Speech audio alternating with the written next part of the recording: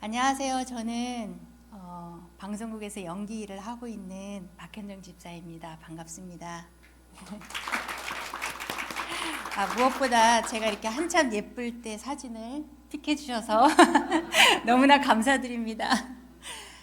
그리고 제가 여기 말씀 이렇게 전화로 온다고 했을 때 좀 되게 많이 떨렸어요. 아직도 여전히 떨리고 몇 주 동안을 이렇게 가슴에 이렇게 돌덩이가 얹은 것처럼 마음이 되게 무거웠는데 지금 이렇게 예배드리고 찬양하면서 너무나 기쁜 마음이 들어서 정말 너무 행복합니다.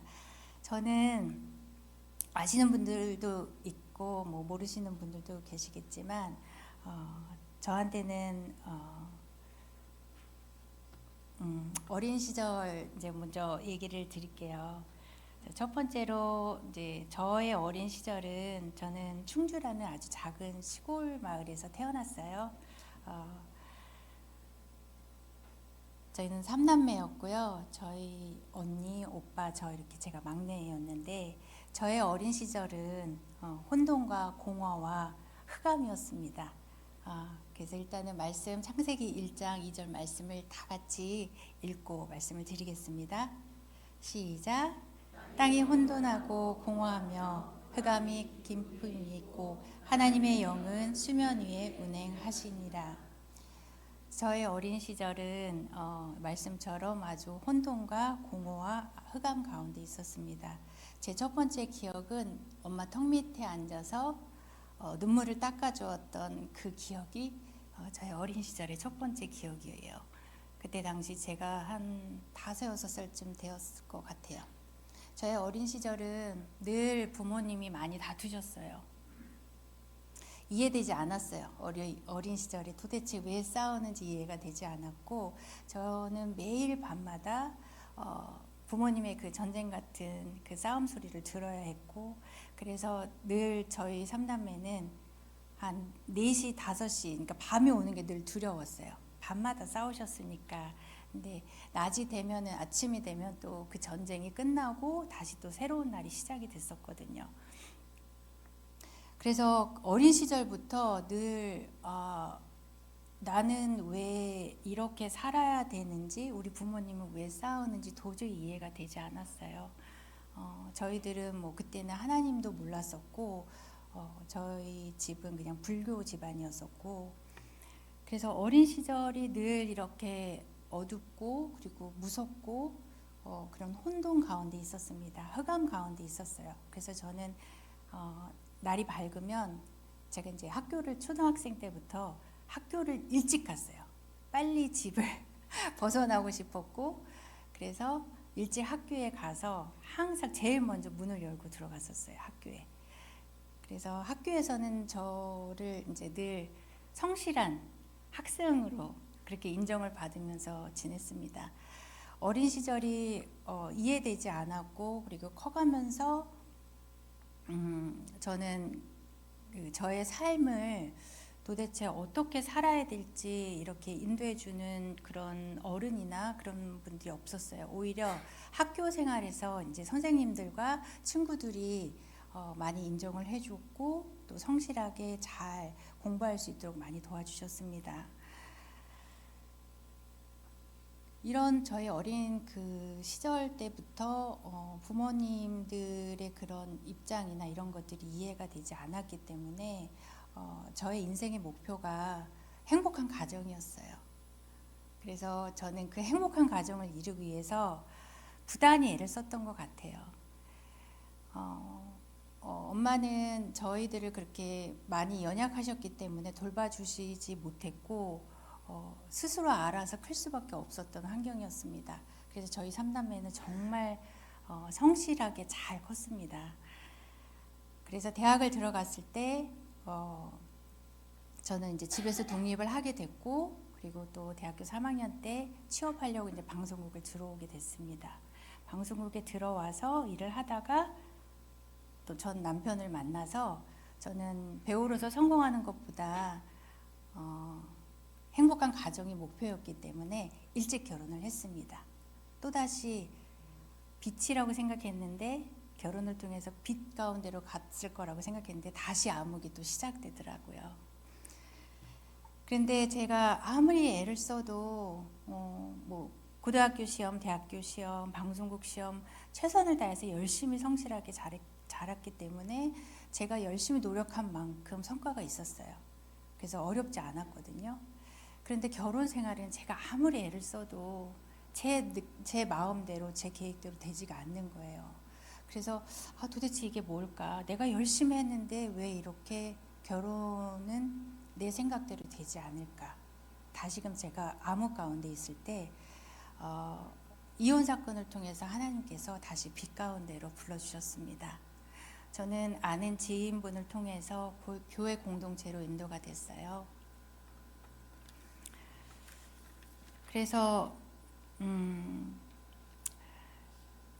이혼 기사가 이제 터지고 나서 매스컴에서 이제 제가 그렇게 그때 유명하지도 않았는데 저희 전 남편이 또 방송 쪽 일을 하다 보니까 저희들의 그 이혼 기사는 계속 매일매일 업로드 되면서 저희를 알지 못하는 사람들까지 저의 이혼 기사를 보게 됐습니다.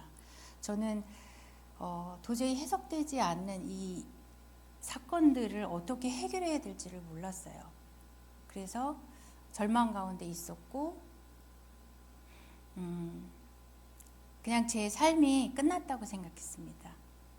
제가 아무리 열심히 노력했는데 내 인생은 내 결혼 생활은 왜 실패해야 되는지 이유가 모르겠더라고요. 그리고 어찌 할 바를 몰랐고 제 인생이 그냥 끝났다고 생각이 들었어요. 그래서 삶을 끝내고 싶었고 끝내려고 시도도 했었고 나쁜 생각을 참 많이 했었거든요.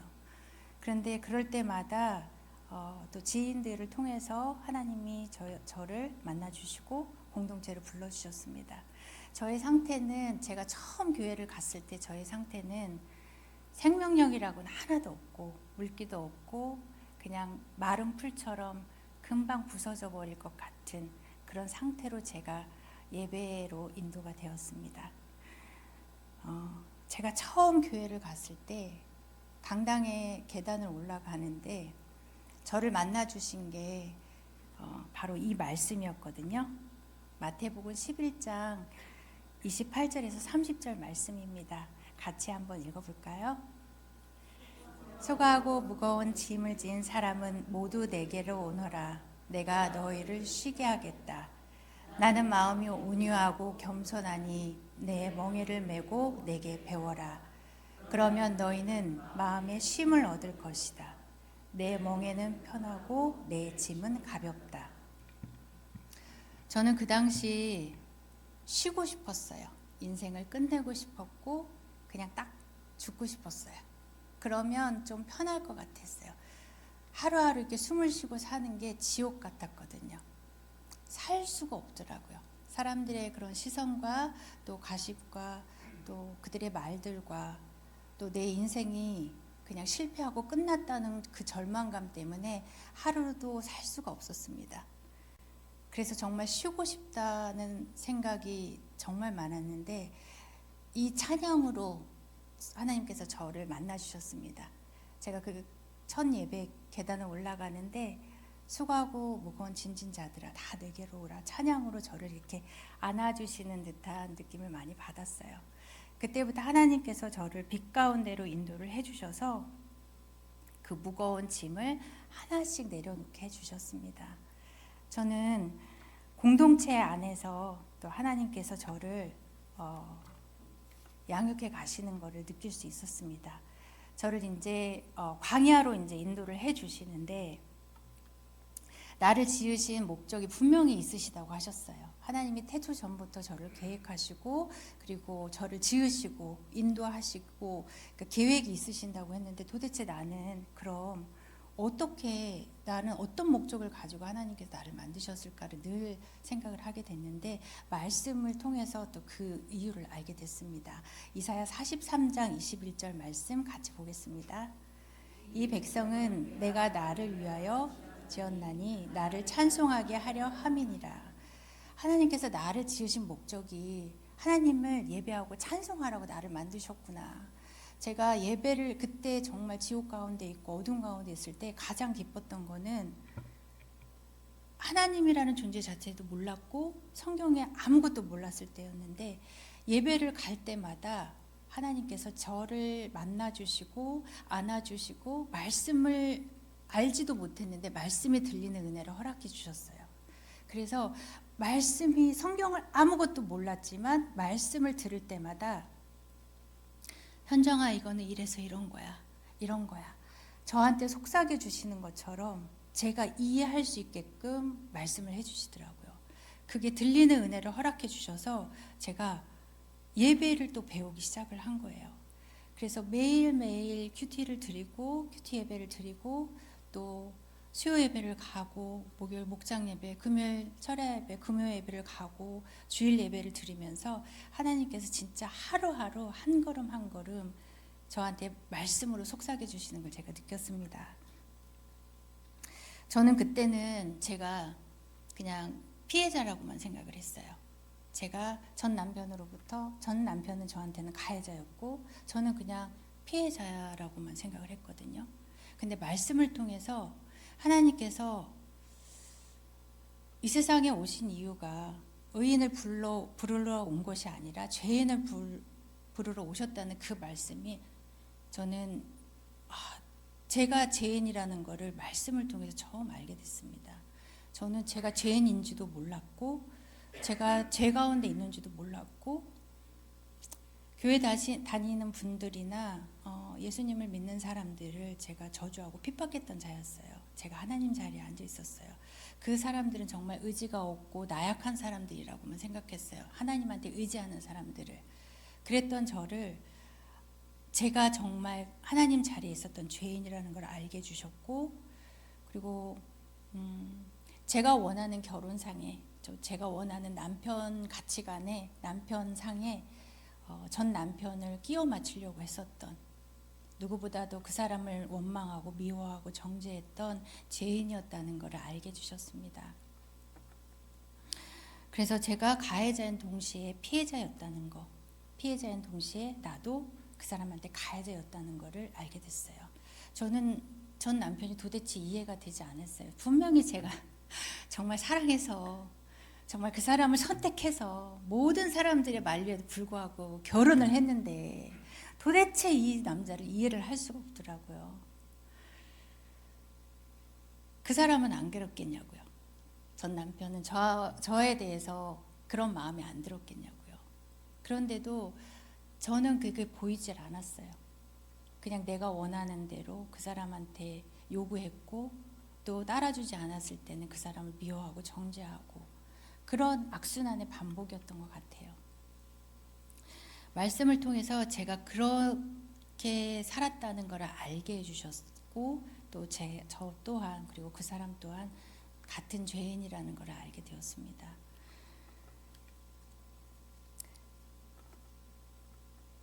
이렇게 매 순간순간 말씀을 통해서 예배를 통해서 하나님이 저를 죽어가던 저를 살리고 계시다는 것을 지체들을 통해서 또 알게 해주셨습니다. 또 신명기 말씀을 통해서 저에게 예배를 또 배우게 해주셨어요. 다 같이 신명기 8장 2절 3절 같이 읽겠습니다. 이 40년 동안에 내게 광야 길을 걷게 하신 것을 기억하라. 이는 너를 낮추시며 너를 시험하사 내 마음이 어떠한지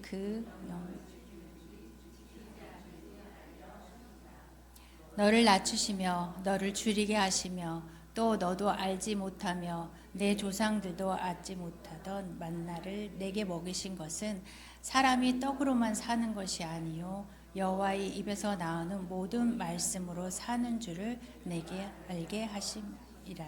아멘. 사람이 떡으로만 사는 것이 아니고 여호와의 입에서 나오는 말씀으로 산다고 하신 말씀이 저한테는 정말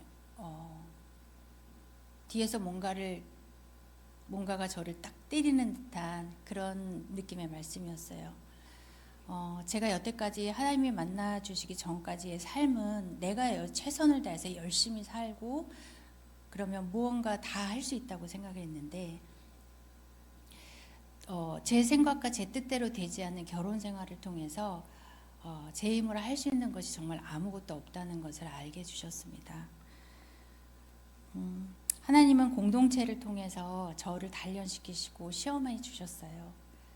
지금 오늘 이 자리에도 그 자리에 함께 있던 저의 지체분들이 많이 와 계세요. 그래서 하나님께서 예배를 통해서 또 그 계명, 하나님의 계명을 지키는지 안 지키는지를 하나님께서 시험하고 계시더라고요. 공동체 안에서 지체들을 통해서 하나님께서 저에게 채워주시고 만나를 주시고 그 다음에 또 저를 또 낮추시고 시험하시고 하나님의 명령을 지키는지 안 지키는지 알려주시더라고요. 저는 그때 몸과 마음이 다 피폐해져서 공동체로 인도되었을 때 하루하루 사는 게 너무너무 힘들었었어요. 그때 지체들이 정말 저하고 일면식도 없던 그 집사님들이 저를 위해서 기도를 해주시고 널브러져 있는 저를 위해서 집에 찾아와 주시고 깨워주시고 그리고 저를 일으켜서 밥을 사주시고 커피를 사주시고 같이 울어주시고 기도해 주시고 회복시켜 주셨습니다. 그 증인들이 오늘 이렇게 이 자리에 같이 와 계십니다. 이 자리를 빌어서 그리고 미정 자매님, 그 다음에 미숙 자매님, 지영 자매님, 명자 자매님 너무나 감사드립니다. 그때 저분들의 은혜가 없었으면, 그 나눔이 없었으면, 그 섬김과 사랑이 없었으면 저는 이 자리에 없었을 거예요. 그분들이 저에게는 그 믿음의 지체들이고 같이 걸어가는 산 증인들입니다. 오늘 지금 이 시간 허락하신 이 시간에도 저는 우연이 아니라고 정말 생각합니다. 오늘 여기 반석교회 성도님들께 너무나 감사드립니다. 그리고 제가 그 당시에 이제 공동체 안에서 제가 그래도 배우이고 연예인이었는데 정말 사람들의 시선이 너무 무섭고 교회 가는 것 자체가 너무 힘들었었어요. 사람들이 다 나만 쳐다보는 것 같고 모든 사람들이 그때는 어떻게 느껴졌냐면 저 사람들이 나를 죽일 것 같다는 느낌이 들었었어요. 그 정도로 제 정신 상태, 마음의 상태가 엄청 완전 피폐해져 있었던 상태였었어요. 그럴 때 제가 공동체 안에서 정말 환난당하고 핍박당하고 아프고 제 많은 지체들이 모여서 그곳에서 그 집사님들의 그런 하나님의 그 섬김을 받으면서 제가 정말 다른 사람들의 시선을 느끼지 못할 정도로 그분들은 저한테 너무나도 따뜻하게 맞아주셨고 그리고 그들이 제 삶이 연예인이라고 해서 특별하지 않고 그냥 정말 그분들과 다름이 없다는 것을 알게 해주셨어요. 그리고 저를 정말 제가 설 수도 없고 먹을 수도 없고 살 수도 없고 잠도 잘 수도 없었어요. 그럴 때마다 매일매일 또 말씀으로 또 지체들의 손길을 통해서 저를 먹이시고 입히시고 살리셨습니다. 저는 그 모든 것이 하나님의 은혜라고 생각이 들어요. 그리고 그 당시에는 이제 아무래도 제가 이혼 기사가 뜨고 방송 일이 다 끊어졌었어요. 정말 일이 하나도 들어오질 않았어요. 드라마 쪽으로도 마찬가지고 그다음에 연극도 마찬가지고 들어오는 일들은 거의 그냥 가십성 토크쇼라든지 그런 일들 뿐이었는데 공동체에서 구설수가 있을 때 그냥 가만히 납작 엎드려 있으라고 하시더라고요. 그래서 7년 동안을 거의 매일 예배 말씀으로 그리고 많은 양육을 통해서 저를 공동체 안에 꼭꼭 보호해 주셨습니다.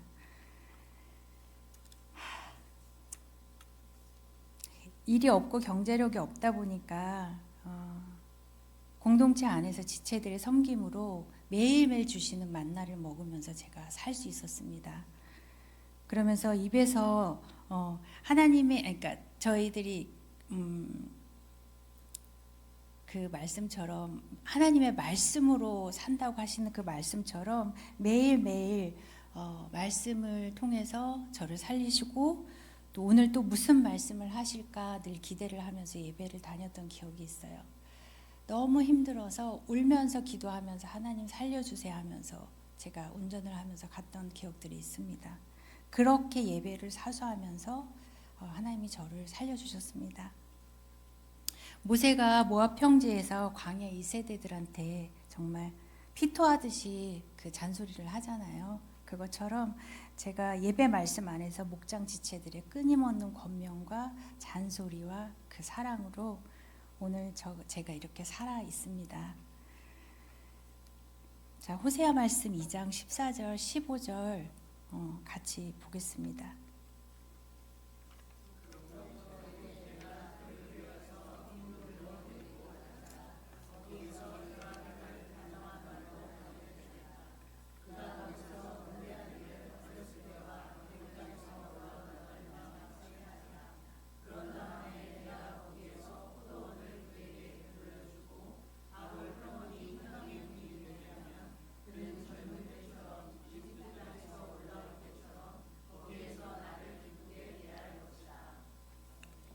아멘.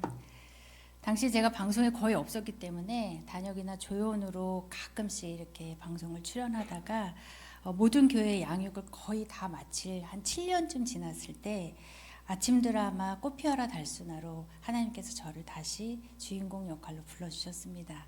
그래서 7개월, 8개월 동안을 정말 지체들과 정말 기쁨으로 기도하면서 주신 일이기 때문에 너무나 기쁘게 일을 할 수 있었어요. 그리고 시청률도 너무 좋았고 반응도 너무 좋았습니다. 그렇지만 작품이 끝나고 나서 다른 작품으로 바로 연결이 되지 않았어요. 저는 또다시 또 긴 시간을 기다려야 했습니다. 제가 지금도 잘 안 되는 거지만 저는 정말 인내하는 게 정말 어렵고 잘 안 돼요. 참을성도 없고 잘 못 기다려요. 그래서 늘 하나님께 다시 또 원망하죠. 왜 또 일을 다시 안 주시냐. 일을 주시라고 달라고 자꾸 기도를 합니다. 일이 없기 때문에 저는 두 아이를 홀로 키워야 했기 때문에 식당 알바도 많이 했고요. 바리스타로 커피숍에서 일도 많이 하고 또 고기 굽는 알바도 많이 가고 여기저기 제가 돈을 벌 수 있는 아르바이트를 참 많이 했었어요. 그러면서도 예배 사수를 정말 했습니다. 살고 싶었거든요. 예배를 드리지 않으면 하루도 살 수가 없었어요. 그래서 저희 가족들도 그렇고 누군가는 교회에 미쳤다고 정말 교회에 미친 여자라고 저한테 얘기를 했었던 적도 있어요. 그럼에도 불구하고 제가 욕심을 내서 막 대출을 막 많이 받아서 좀 고정적인 수입을 얻고자 터무니없는 상가를 또 막 덜컥 계약을 한 적도 있습니다. 돈이 있어서 상가를 산 게 아니라 빚을 완전 이빠이 땡겨갖고 나도 좀 월 수입이 보장이 되는 월 100만 원만 나와도 좋겠다 생각해서 빚투를 한 거죠. 빚을 내서 투자를 했습니다. 그런데 그게 어떻게 됐을까요? 제 욕심으로 한 것들이 아직도 여전히 빚 가운데 있습니다. 아직도 지금 제가 나주 상가를 받은 지가 한 7년이 넘었는데 아직도 공실로 있어요.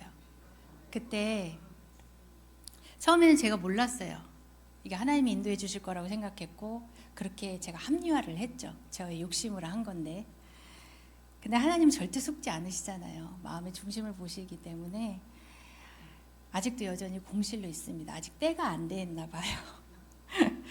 그래서 그때 뭐 돈도 없고 일도 없기 때문에 제가 집 담보로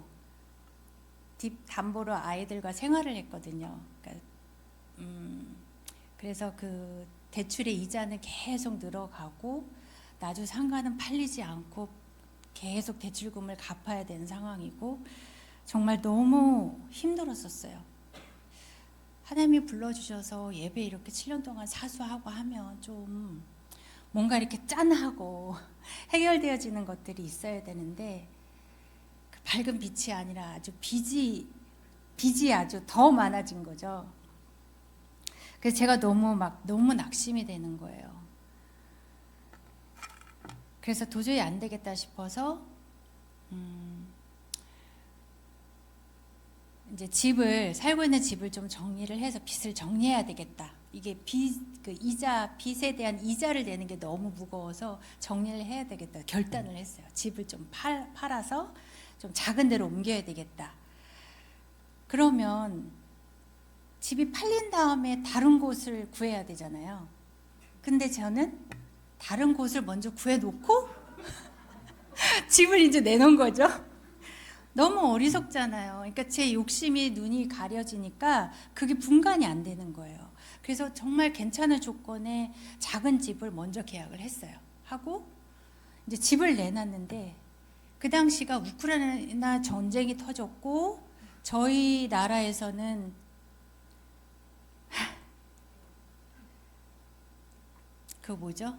계엄이 터졌어요. 집값은 갑자기 하루아침에 폭락이 되더라고요. 아무도 보러 오는 사람이 없어요, 집이. 그리고 집값은 계속 날마다 계속 떨어지는 거예요.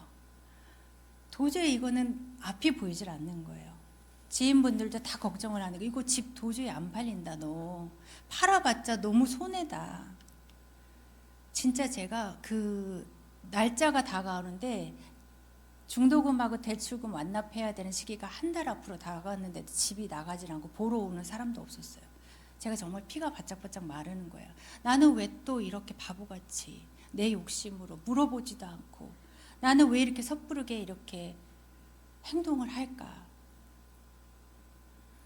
제가 진짜 다시금 하나님 앞에 무릎을 꿇고 진짜 울면서 기도했어요. 하나님 잘못했어요. 제 욕심으로. 그래서 베델에서 하나님을 다시 만납니다. 창세기 28장 15절 말씀 다 같이 보겠습니다.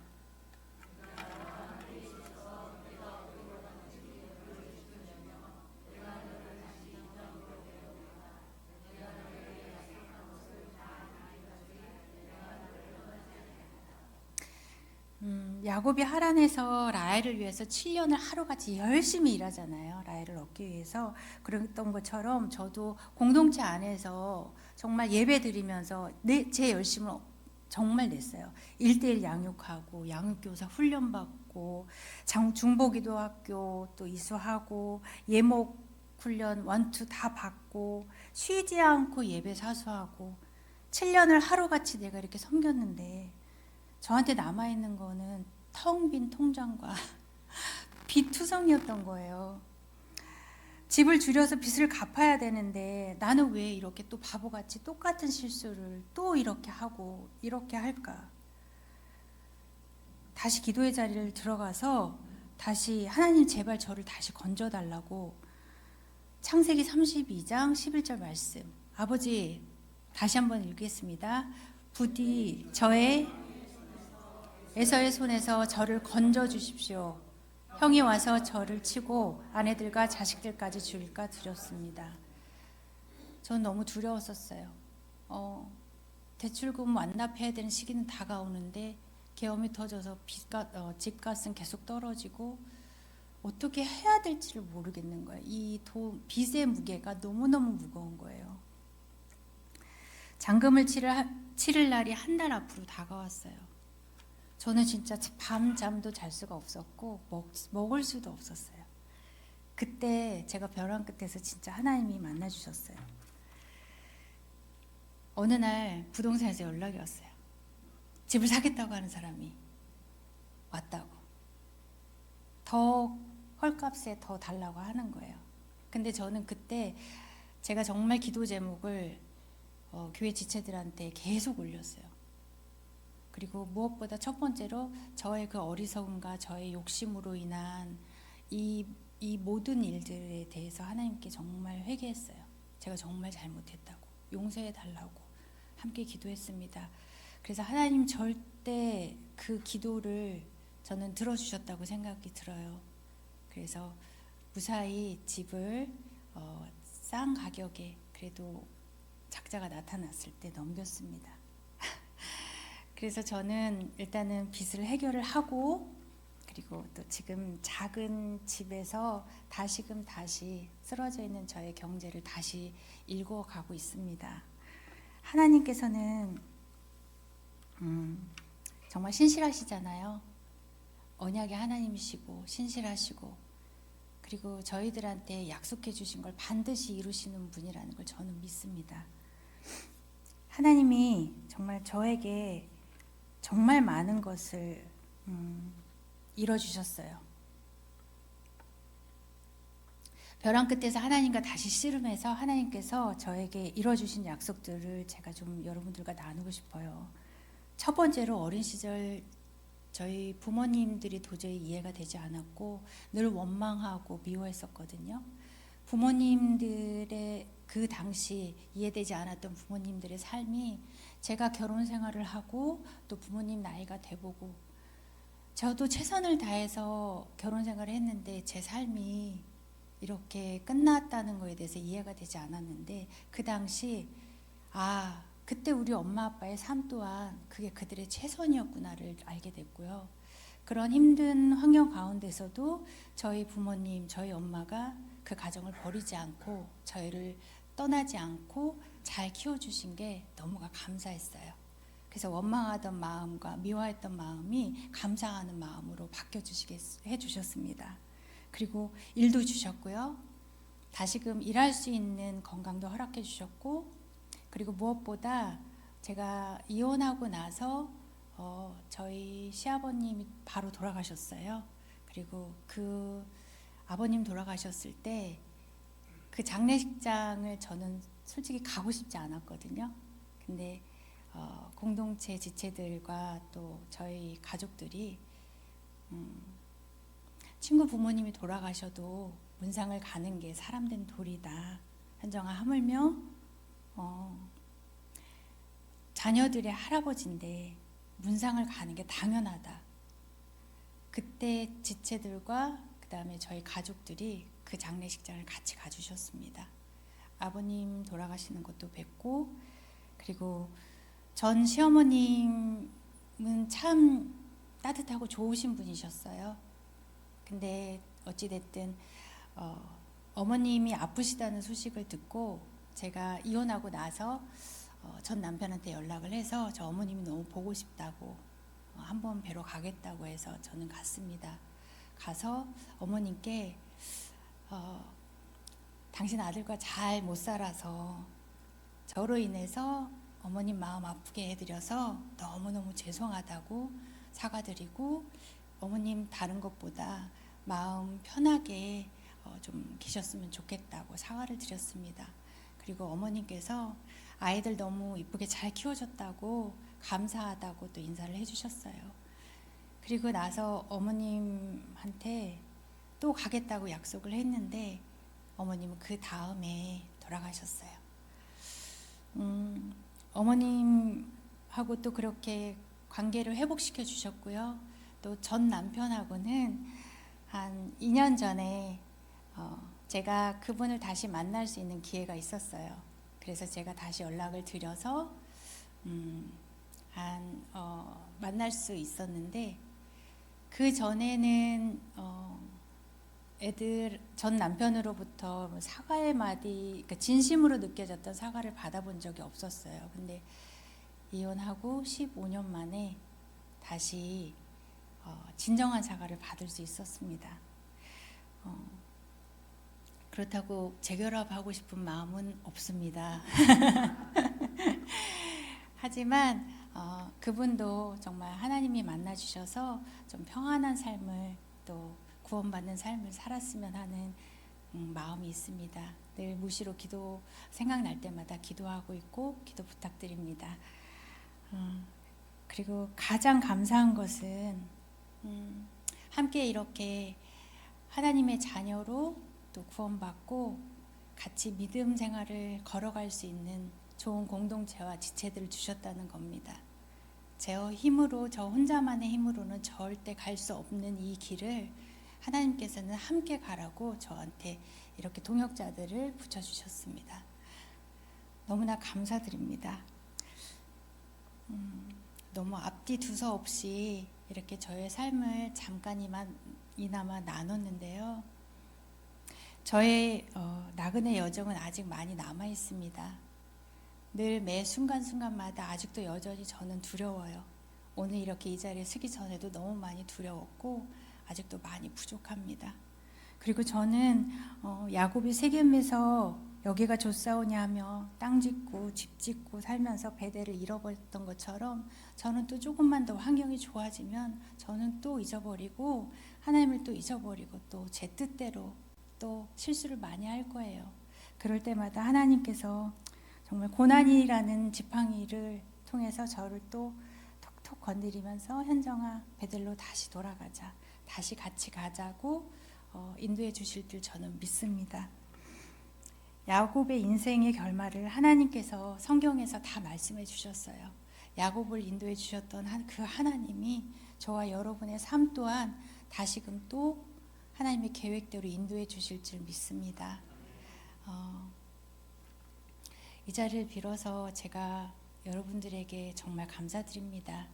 정말 부족하고 정말 유명하지도 않고 정말 실수투성이고 죄 많고 연약한 저를 이렇게 귀한 자리로 불러주시고 또 세워주셔서 너무나 감사드립니다. 제가 정말 매 순간마다 힘들 때마다 두려움이 올 때마다 생각하는 말씀이 있어요. 알려주시는 말씀이 있습니다. 그 말씀은 고린도 후서 5장 17절 말씀이에요. 다 같이 한번 읽어볼까요? 누구든지 그리스도 안에 있으면 그는 새로운 피조물입니다. 옛것은 지나갔습니다. 보십시오, 새 것이 되었습니다. 아멘. 누구든지 그리스도 안에 있으면 저희들은 새로운 피조물이래요.